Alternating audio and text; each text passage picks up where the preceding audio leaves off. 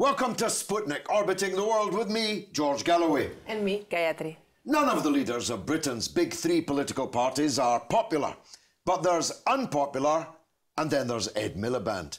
Having led Labour, if led is the right word, to an embarrassing 29% in the polls, in opposition to one of the worst governments in recent history, now only 14% of the British public think he's ready to be Prime Minister.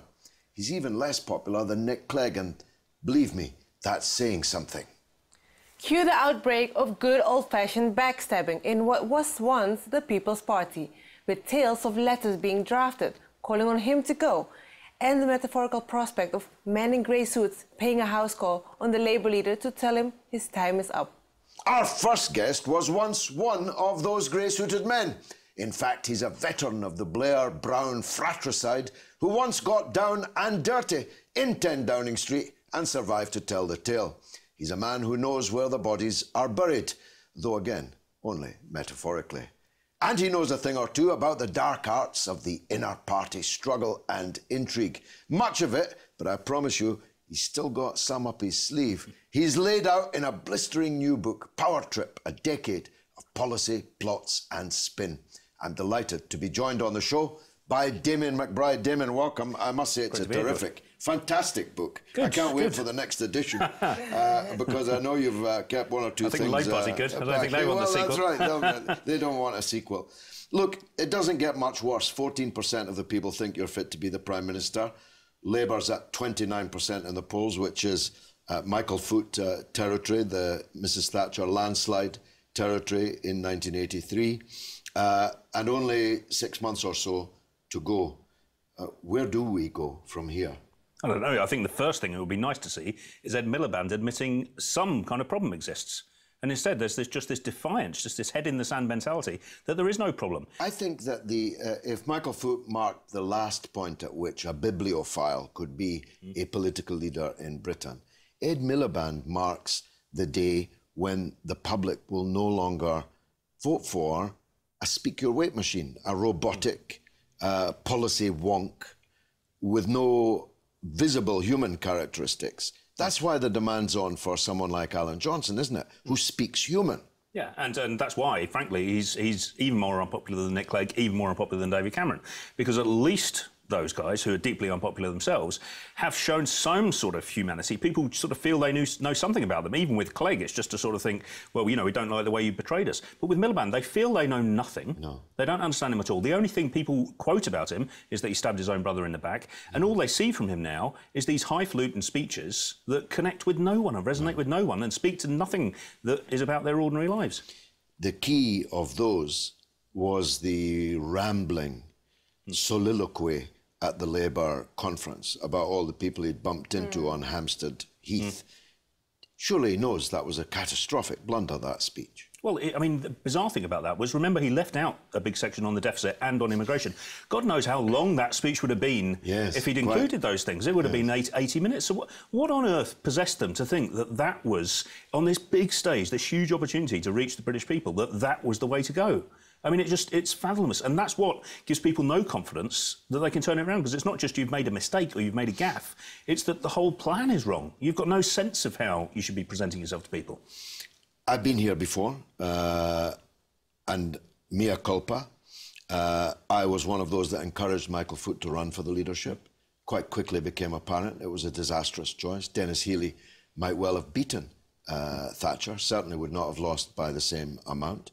I pressed the late John Smith, God rest his soul, to tell Neil Kinnock that he had to move aside, because to me it was absolutely evident that Neil Kinnock could not win. Can it happen? Is it just too late? Can Alan Johnson be pressed into coming forward?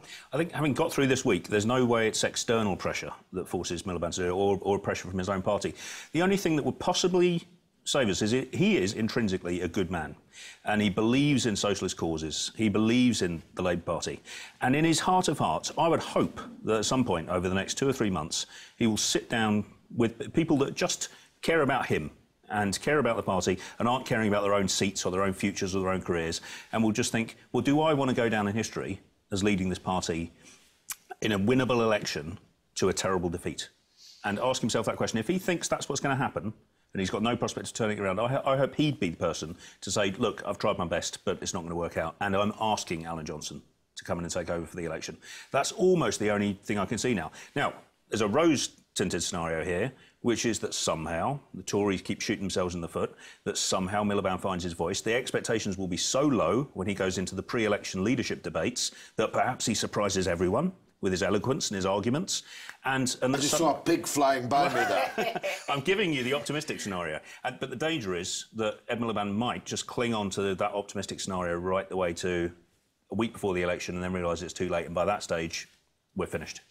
I don't like breaking this news to Labour, but this is the OK corral. Because Scotland will break away if the Tories get back. And then there'll never be a Labour government again. I'm not in Labour, but I want a Labour government. And the people I represent want a Labour government, need one to survive. So if I could just be heard by Alan Johnson, whom I quite admire, actually, I'd say to him, you have to show some signal. You really have to.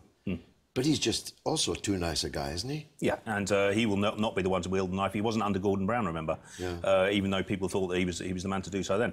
And so he will not do it. But Labour MPs will not grasp this, that this is the win or bust election.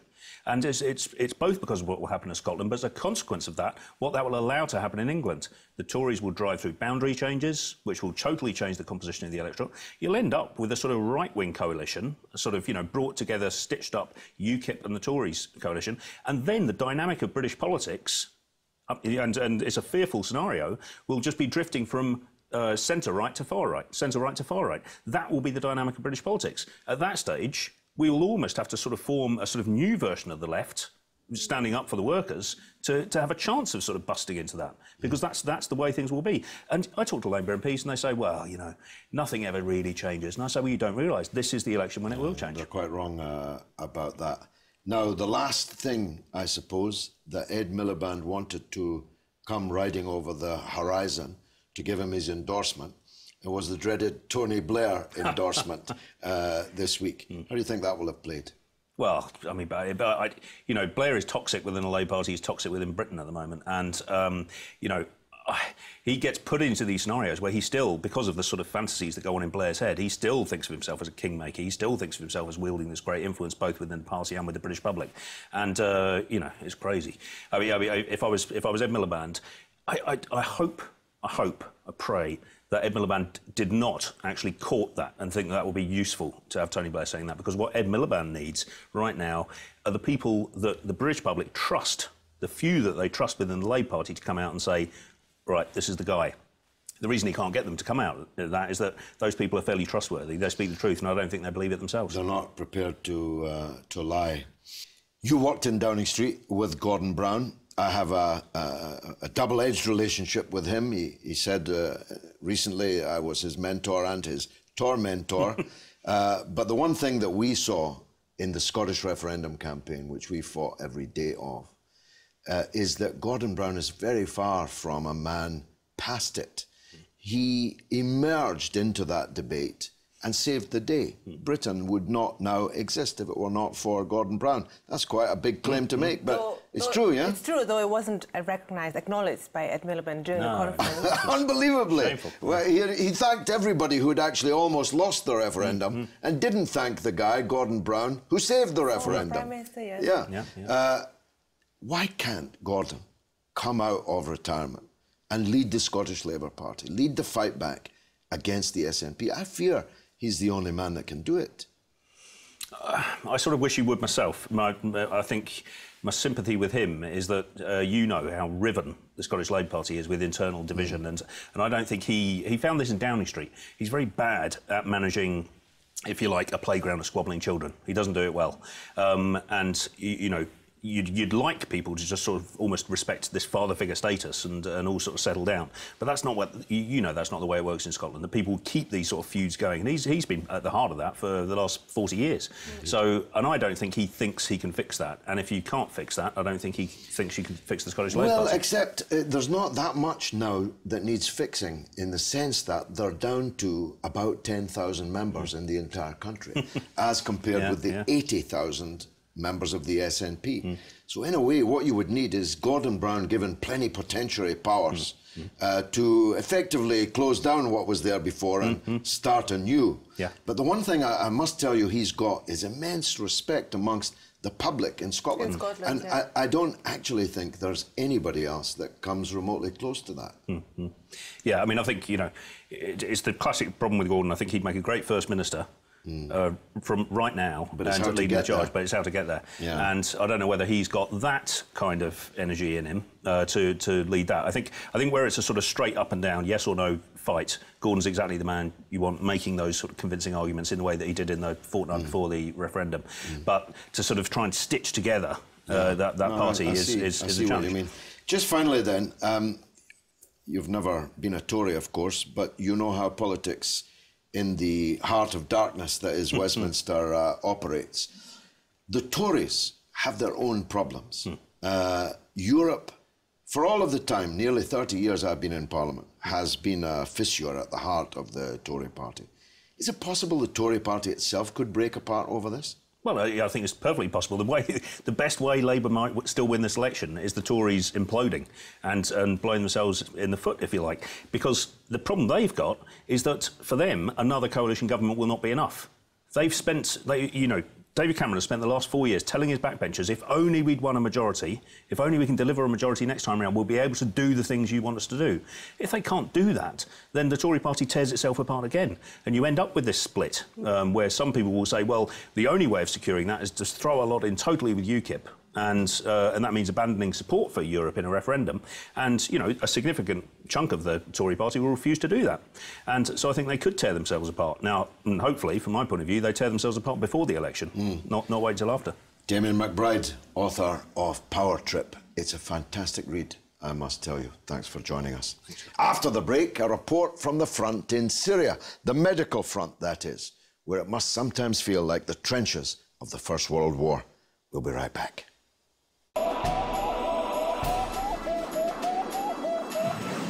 Welcome back to Sputnik.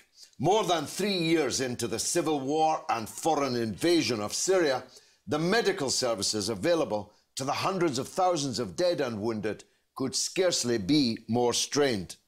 Sanctions and war have transformed the medical front in Syria into killing fields.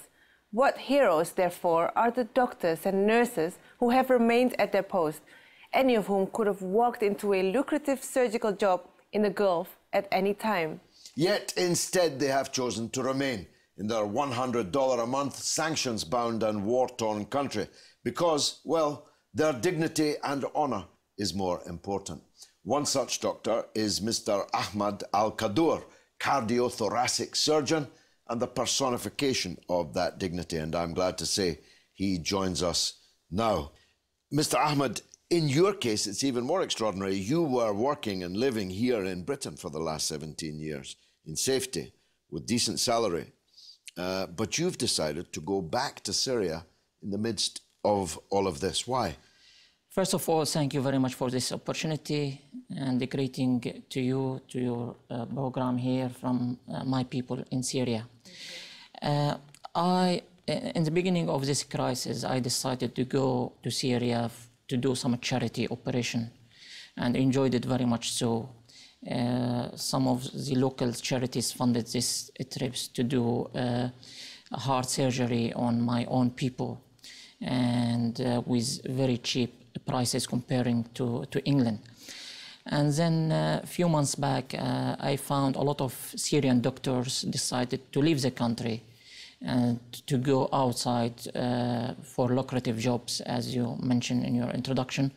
So I got the opportunity to go and work in one of the main leading hospitals at Damascus University. So I decided to take my family and go live there. I enjoy helping my own people It's a good experience for me. It's a progression in my career. So I decided to take this decision and go there, offer my help, encourage people, encourage my colleague to stay there, keep the country united in this difficult time. And how is it? Is it as bad as it looks on television? Damascus people, the people in Damascus, they insist to live.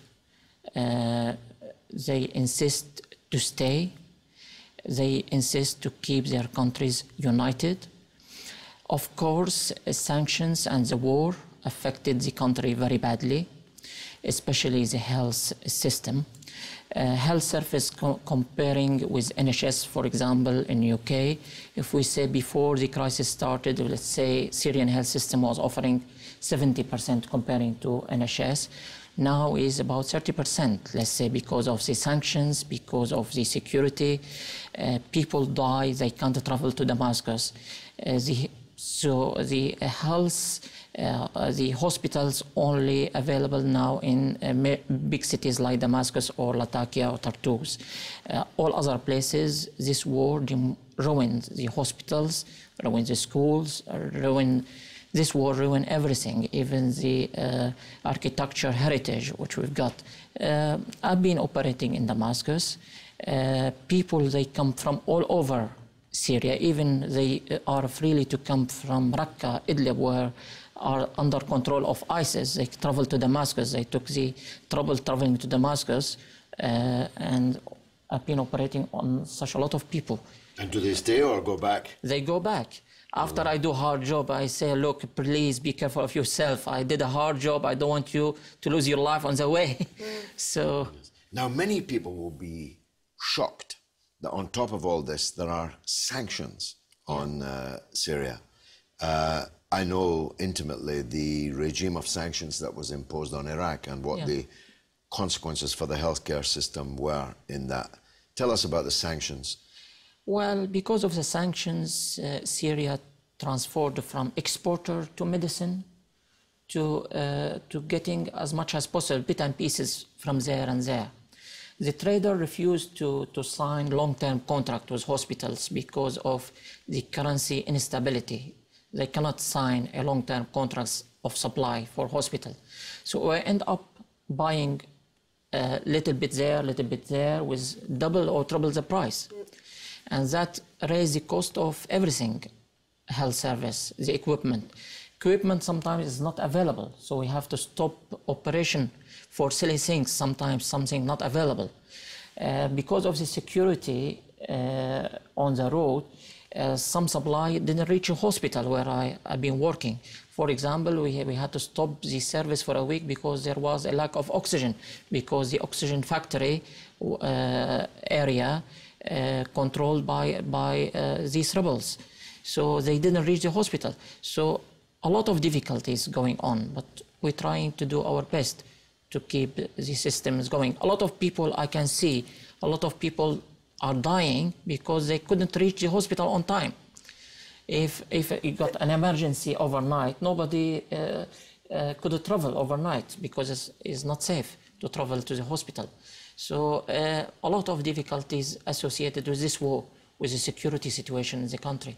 In Iraq, the excuse was that medical material had a dual use, that it had potentially military use as well as this they employed as a tactic against even pencils, because a pencil can write a note or it can, the graphite in it, if you amassed 500 trillion pencils, might make enough for a bomb.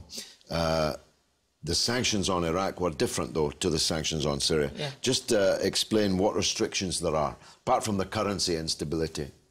Yeah, we cannot import a lot of materials. For example, I do heart surgery. I need a lot of equipment from major companies. Major companies not allowed to send materials to Syria because of sanctions. Most of the traders, their accounts outside is being closed because they got connection in Syria. So most of traders, they left their business because they couldn't afford to bring into Syria any products or any medical products, medicines or equipment for operations or instruments for the hospitals itself. Even, as I said to you, local supply is even sometimes difficult to transport between factories and the hospitals. So all this contributed to the health crisis. So do you receive equipment in different ways, and maybe through charities or envoys? Sometimes charities, sometimes personal helps. As I said, we have to pay, as I said, double or triple the price of the same product is being sold somewhere else, much cheaper. In Lebanon or something, we have to get the same product to Syria with triple price. So, what is the? I mean, there's obviously the trauma injuries, wounds, and so on from the actual fighting and explosions and so on. But what are the other health impacts of living through this horrific period? Psychological illness, for example, must be multiplying. Multiply. Sometimes when I got my child is 7 years old, before I convinced him to go there, I said, look, my dad, we have to go help my own people work. But he said to me, you can see on the TV people chopping heads and say, Allahu Akbar, where are you going to go? And he was really scared. It took me a while to convince him to go. And really, he waked at night a few times, hearing the bombing from he scared a few times. And then I encouraged him that we have to stay, we have to be brave. This our homeland, we need to keep united, we need to stay here, otherwise we're going to lose our land forever, like other people. And now he started to realize, and he's braver than before. And this is in Damascus. That's in Damascus. So imagine in Homs, about there was an assassination a month back, killed more than 50 children in one school in Homs. But people in Syria insist to stay and to fight for their independence and to keep united. And by the end of the day, we don't want to lose Syria as as Iraqi people lost their Iraq, you mentioned, or Libyan lost Libya. So I got many friends, Libyan friends, Iraqi friends, they have no hope in the future. I still got hope. Syria will recover if we reach a peaceful agreement by negotiation, by spreading the peace mission, by the help of real friends of Syria, real friends who can go to Damascus and announce a meeting of reconciliation from Damascus itself. We don't want the friends outsider funding terrorist groups there and there for other goals. You see? How can, in a word or two, how can people help your work? I think sanctions affecting normal people, this should be lifted immediately, sanctions. I think real friends of Syria should help Syria by pushing into negotiation and peaceful agreement between all Syrians. The talk should be between all Syrians, between all parties, without excluding anybody. And I'm pretty sure the situation without outsider interference will be much better. I think the situation got inflamed by the outsiders. Well, I'm practically speechless, so it remains only for me to thank you for coming on.